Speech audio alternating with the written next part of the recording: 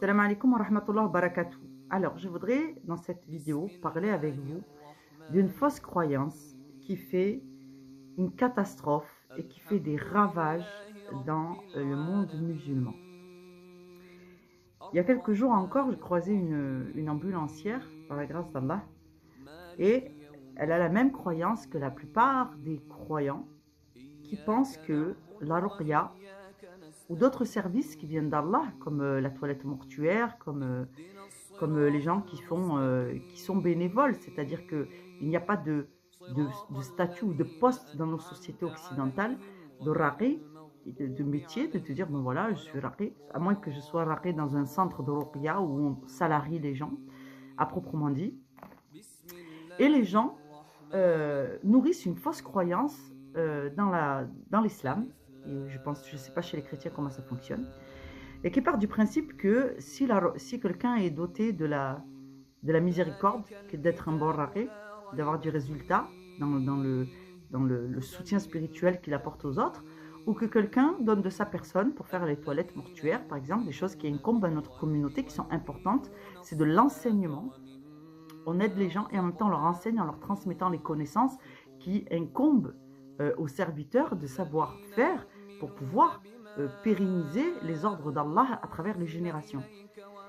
Les gens pensent, et c'est une fausse croyance, subhanallah, qui fait des ravages, que parce que ça vient d'Allah, alors, ça doit être gratuit pour eux. C'est une catastrophe sur le plan sociétal, civilisationnel de la communauté des musulmans que de penser ainsi. Cette croyance, elle vient s'opposer et détruire une autre réalité de notre religion. C'est que Allah vous exhorte. C'est une exhortation, c'est-à-dire c'est un ordre, c'est une obligation, c'est impératif. Allah dit à ses serviteurs, dépensez de vos biens et de vos personnes dans le sentier d'Allah. Ça ne veut pas dire que les raqis doivent travailler gratuitement et que les laveurs de morts ils doivent travailler gratuitement. Ça ne veut pas dire ça. Ça veut dire que ceux qui ont besoin d'accéder à la connaissance, qu'ils dépensent leurs deniers dans le sentier d'Allah. Soit en faisant l'aumône, soit en faisant la zakat de nourriture, soit en investissant dans la construction des mosquées, soit en faisant des dons dans les associations où on essaie de rassembler des fonds pour pouvoir développer des œuvres autour de la religion d'Allah et de mettre en place et d'organiser la vie musulmane dans le monde. Tout ça, ça fait partie des investissements. Mais il n'y a pas que ça. Il y a aussi le fait de rémunérer les gens qui consacrent du temps, de l'énergie et qui rassemblent la connaissance et qui œuvrent eux-mêmes dans le sentier d'Allah. C'est soutenir financièrement la cause d'Allah. C'est accepter de payer pour ceux qui ont investi leur vie à assembler la connaissance et à la transmettre afin qu'ils puissent pérenniser leur profession et que ces professions continuent à exister. Quand vous dépensez pour une ruqya, quand vous donnez son salaire à chaque fois que la personne intervient pour un lavage mortuaire, que vous lui donnez de l'argent, que vous la payez en nature, que vous lui donnez quelque chose qui va la pérenniser, lui permettre de continuer son activité, vous venez d'investir de vos deniers personnels dans la cause d'Allah, dans le sentier d'Allah, pour la pérennisation de la religion d'Allah. Si demain, on arrête de payer en considérant que ces choses-là, ça vient d'Allah, ça doit être gratuit. Mais les gens, tout le monde va abandonner ses obligations. Quand Allah dit dépensez de votre argent dans le sentier d'Allah, il vous dit de rétribuer les gens qui sont utiles. L'imam, tu vas me dire, l'imam, quand il vient me faire la ruqya, il ne prend pas d'argent. Et bien en réalité, l'imam, il a un salaire. Aussi modeste soit-il, il a un salaire pour administrer sa mosquée. Et c'est dans le cadre de son travail pour la mosquée qu'il va intervenir dans vos affaires. Donc là, si tu donnes quelque chose, il va te dire donne à la mosquée. C'est normal, c'est la mosquée qui lui verse un salaire. Et ça, c'est un juste retour des choses parce qu'on investit dans le sentier d'Allah. Quand vous avez des raqis, des imams, vous savez que imam en arabe, ça veut dire guide. C'est-à-dire que tous les gens qui œuvrent à apporter quelque chose une contribution importante à la religion d'Allah, à la cohésion du groupe, est considéré comme un guide, est considéré comme un imam. Les gens qui vous rappellent à la vérité, qui vous font des rappels qui sont précieux, qui vous permettent de vous organiser, le moins dans votre tête, hein, et qui vous permettent de rassembler l'information de la bonne façon afin d'être bien guidé et de rester dans le sentier d'Allah, sont considérés par Allah comme des guides.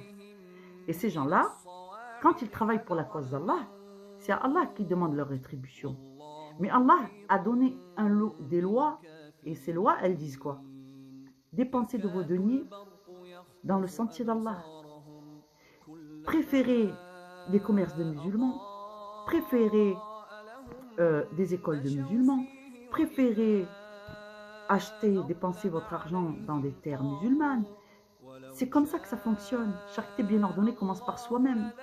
Donc, la plupart des choses qu'Allah nous a ordonnées dans ce sens, qui permettent la cohésion du groupe, et que notre richesse financière, matérielle, nos terres, nos connaissances, nos femmes, nos enfants, ils restent dans notre communauté, c'est d'investir dans la communauté.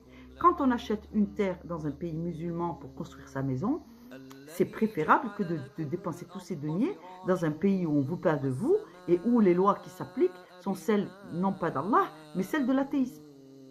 Donc, en fait, là, vous n'investissez pas. Je veux dire, je parle même pour moi, c'est-à-dire que moi, jusqu'au jour où je prends la mesure de ces lois, je me rends compte à quel point je n'ai pas appliqué mon din dans ce registre. Je donne de ma personne, oui, alhamdoulilah. Honnêtement, moi, en ce qui me concerne, quand je trouve un fourkara dans la rue, quelqu'un qui fait la manche, quelqu'un qui galère, qui n'a pas de chaussures aux pieds, qui est en train de trimer pour essayer d'avoir une salade et une baguette pour manger. Wallah, je ne fais pas la part des choses. Une âme qui est sur mon chemin, qui a besoin de se nourrir, je lui donne de la nourriture. Fisabilillah. Mais quand je vais voir un raqi, wallah, c'est de bon cœur que je paye. Et je considère le fait d'avoir payé mon raqi, parce que moi aussi j'ai consulté des raqis, je n'ai pas improvisé, je me soigne par moi-même. Et ensuite, si je considère que je n'ai pas fait toutes les causes qu'Allah peut accepter pour m'aider, la cause est un sabab, donc le sabab qu'on appelle la cause, et Allah ensuite dira, tiens, mon serviteur m'a honoré, Inch'Allah ala kulli hal, il a posé les causes, il a fait confiance dans les enseignements que je lui ai donnés, il a fait le maximum par lui-même, et quand il a jugé que peut-être il ne pouvait pas faire plus par lui-même, il est parti chercher l'aide de sa communauté.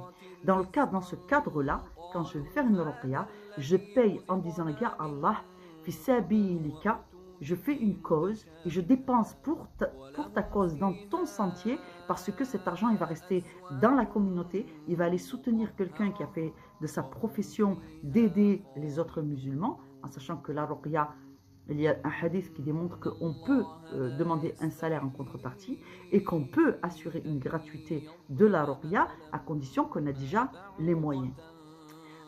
Par ailleurs, ce que je voulais ajouter, quand Allah dit dans le Coran qu'il nous a donné l'obligation de nous acquitter de l'aumône. L'aumône, c'est quoi? L'aumône, c'est la répartition des biens et des richesses afin que personne ne soit obligé de faire la manche et que personne ne meure de faim dans la communauté des musulmans. Nous avons une obligation qui est considérable. Aujourd'hui, on constate à travers le monde qu'il y a une expansion des sorciers et des sorcières, sorciers modernes, art ésotérique qui s'est répandu dans toute la société. Il y en a à profusion.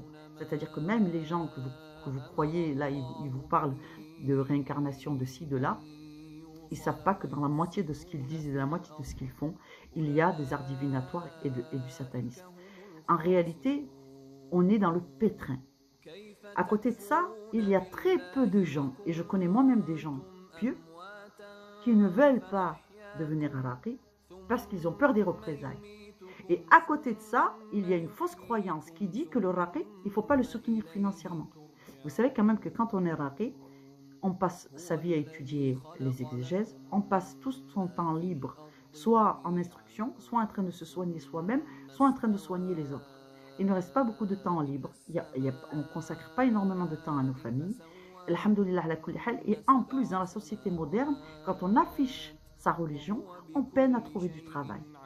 Et à côté de ça, Eh bien, la fausse croyance qui dit que le raqi ne doit pas être payé, ça fait un carnage. Ça fait un carnage. Déjà, on est dissuadé de faire le métier parce que ça devient, à partir du moment où tu t'investis toi-même, et que tu t'investis, et on a besoin de raqi dans un monde où il y a de plus en plus de sorciers et de moins en moins de gens qui connaissent la religion, parce que le raqi ne fait pas que faire la ruqya. Le raqi, il enseigne, il donne des cours de fiqh, il fait une analyse de ce qui peut être amélioré dans la piété, dans le yaqin, ou dans la compréhension de l'exégèse des gens qu'il reçoit, ou dans leur pratique quotidienne. Donc, et ensuite, il guide, il enseigne à son tour, il enseigne des éléments importants de la religion, de l'unicité du tawhid, et en plus, il travaille énormément à délivrer les gens, à trouver les méthodes qui peuvent aider au cas par cas les individus. C'est un travail considérable. Wallahi, c'est un travail considérable. Et pour faire ce travail, il faut consacrer un temps fou à l'étude, à l'observation, aux études de cas, à l'étude du Coran Karim, et connaître les hadiths et connaître la sunna en termes de guérison, ce qui a été fait préalablement et ce qui peut fonctionner encore. Faire attention vraiment de façon pointilleuse et traquer la moindre once de shirk qui pourrait s'immiscer d'une façon ou d'une autre dans sa propre pratique, et trouver le shirk qui s'immisce dans la pratique d'autrui. Subhanallah. Donc cet investissement de temps, d'argent dans le sentier d'Allah, parce que le raqi investit beaucoup de son temps, et au lieu d'aller travailler ailleurs pour gagner sa vie.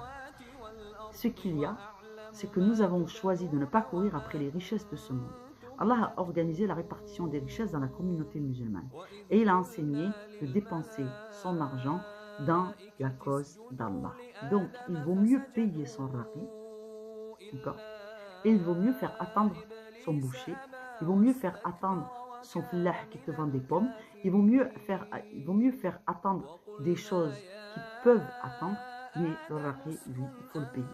Moi, je ne vous dis pas ça parce que moi, je suis raqi. La plupart du temps, je procède, subhanallah, je fais payer les gens une somme dérisoire, et j'ai soigné énormément de gens, subhanallah, et je ne demande pas d'argent parce qu'ils ont moins que moi. La seule différence, ils ont moins que moi. Allah, peut-être qu'ils sont mieux que moi. Ils sont en Afrique, ils sont indigents, leur compte il est bloqué, en ce moment c'est compliqué. Subhanallah, moi ça fait 40 ans que ma situation est compliquée. Ça fait 40 ans que j'ai du mal à trouver du travail. Ça fait 40 ans que je me dépêtre comme je peux. Fisabilillah, je dis Allah, tawakkaltu alik. Voilà. Je galère par-ci, par-là, je trouve du travail, on m'annule à la dernière minute, je vivote. Wallah, c'est la vérité. Je vivote depuis tout le temps. Et pourtant, je suis en Occident. Donc, cette réalité d'un islam que tu vis, que tu portes, et le travail que tu investis, surtout quand ton identité, elle est publique, vous voyez, c'est ma tête que je mets dans les vidéos. Je ne vais pas dire aux gens, voilà. Donc, dès que les gens voient, ils vont regarder mon Facebook, ils vont regarder ma chaîne YouTube, ils trouvent les liens, c'est facile. Ils se disent, hop, annulation de travail, j'ai plus de travail. Maintenant, les gens, vous croyez que le raqi, il est en train de surfer sur des liasses de billets. Voilà, mais je ne sais pas d'où vous sortez cette croyance. Parce que peut-être vous confondez les marabouts, les sorciers et les sorcières. Wallah, ils sont blindés. Leur carnet de rendez-vous, il est carrément booké à 6, 8 mois, ou voire des fois un an complet. Alors que nous, on galère, on fait des vidéos, le contenu il est gratuit, alhamdoulilah, alhamdoulilah, c'est une commande. C'est fisabilillah, ça c'est vraiment le commandement d'Allah. C'est écrit dans le livre, le rappel d'Allah est auprès d'Allah ce qu'il y a de plus grand. En somme, faites le rappel. Le prophète alayhi salatu wassalam nous a ordonné, avec beaucoup de douceur, transmettez le message après moi. Le message du messager, mais aussi le dernier discours qu'il a eu à la fin de sa vie, là où il nous rappelle qu'aucun d'entre nous n'est meilleur que l'autre, si ce n'est par la qualité de l'adoration qu'il donne à Allah. Quand je vous dis ces choses-là, je ne suis pas en train de vous dire donnez-moi de l'argent. Moi, je vous en donne des raqis, il y en a, j'en connais moi-même. Même à côté de chez moi, là, il y a un raqi, mashallah, je l'ai eu en visio, je lui ai dit, écoute, tu veux pas faire une lecture sur moi, voir un peu ce qui se passe et tout, mashallah. Donc, du coup, alhamdoulilah, des raqis, j'en connais. Je ne suis pas en train de vous dire de venir me prendre une consultation chez moi, ce n'est pas mon objectif. Je suis en train de vous dire la vérité, je vous exhorte à la vérité. La vérité, c'est que si l'argent des musulmans il part dans la poche des juifs, des athées, des occidentaux, des africains de je ne sais pas où, la hawla wa la quwwata illa billah, ne vous étonnez pas que dans notre communauté, il n'y a pas d'argent et que par conséquent, on n'arrive pas à vivre voilà. Donc, je vois des sœurs qui sont capables de payer leur petit assortiment de parfums de chez Bolloré, de chez Sephora et de chez je ne sais pas qui, avec à des sommes colossales, en sachant qu'il y a des parfums qui sont, subhanallah, à 200, à 2000 euros le litre. Et elles ont leur petite panoplie de parfums, Allah barak. Mais quand il s'agit d'aller voir un rari parce qu'elles ont un mal occulte, elles considèrent que ça devrait être gratuit. Vous voyez, la logique, là, il n'y en a pas. Ce n'est pas une logique de musulman. Donc, moi, c'est ça que je vous pose aujourd'hui. Aujourd'hui, je vous fais un rappel de comment vous dépensez votre argent. Est-ce que vous le dépensez avec logique dans le sentier d'Allah, ou est-ce que vous le dépensez comme des gens avares envers Allah et ses serviteurs, ou est-ce que vous dépensez votre argent de façon constructive en vous disant tout ce que j'avance dans le sentier d'Allah, Allah me le rendra au centuple. C'est cette loi, même les chrétiens la connaissent. Vous voyez, les juifs, qu'Allah facilite les gens qui l'adorent dans cette communauté, et hasbi Allah wa ni'mal wakil ala les autres, parce que des hypocrites, il y en a dans toutes les communautés.